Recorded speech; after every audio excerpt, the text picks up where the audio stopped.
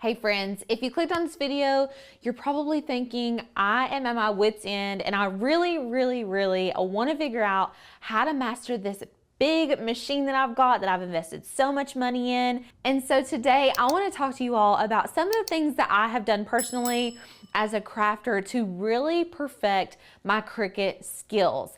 Now, mastering the Cricut does not have to be a daunting task. There are lots of things that you can do to improve your skills, and I want to talk about those today with you guys because here at Makers Gonna Learn, we really want to encourage you all to get that machine out of the box and start cutting with it, start playing around with it, and use it for a profit, use it to make gifts for your family. There are so many different opportunities that the Cricut can provide to you, and we really want to show you all of those opportunities here on our channel. So let's go ahead and jump right into it. So oftentimes whenever we get our Cricut, we think, I want to do this specific project. Well, sometimes the projects that we pick to start out with can be a little bit more difficult than maybe a beginner should be trying. And a lot of times what happens is we start on this really difficult project and then we're like, okay, it's not working, I'm failing, I don't want to do this anymore, and then we just decide to quit altogether.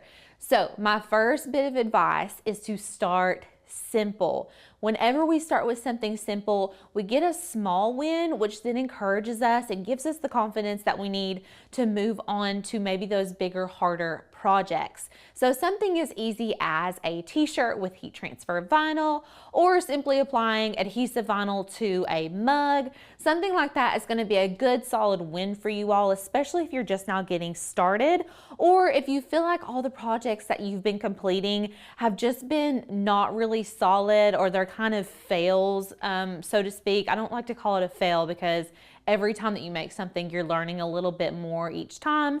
But sometimes it's good if we start simple and get that little bit of encouragement to move on to the harder projects, so that when we get up to the harder projects, they feel much easier for us and we can successfully make them. I always like to say we don't want to strive for perfection, but rather we want to strive for progress. All right, this second tip is something that I feel like a lot of people misunderstand. So a lot of times whenever we get this Cricut machine, we're like, oh, I need to really figure out how this machine works and the ins and outs of the machine. But a lot of people aren't thinking about how important it is to learn the software. So Cricut comes with the Cricut Design Space software. You can actually get into the software before you even have a machine. So all of the courses and things that we offer in our membership, you can actually practice those on Cricut Design Space without even having a machine yet. So if you are a lurker in the comments and you're just kind of watching videos to see, hey, do I want a Cricut, do I not? You can totally hop into Design Space and start playing around and getting comfortable with it before you get your machine. So we really like to encourage people who have already purchased the machine to get in there and learn the software. The software is the most difficult part of owning and using a Cricut, in my opinion. There's just so many different things to learn in there. It is very user-friendly, I will say that. I've used lots of different design softwares throughout my life, and the Cricut Design Space is probably the most user-friendly and like streamlined. So you don't have to go searching for different operations and different tools and things like that. It's just kind of right there out in front of you. But if you can take the time and really master the software, whenever you go to use the machine, it's going to do all the work for you. You've just got to know how to create those designs and make it do what you want it to do. The third thing that really helped me master my Cricut was honing in on my skills. And what I mean by that is, take applying vinyl, for example. Whenever you first start with your Cricut and you've weeded your vinyl and you go to apply it and there's bubbles and you're like, what in the heck is going on?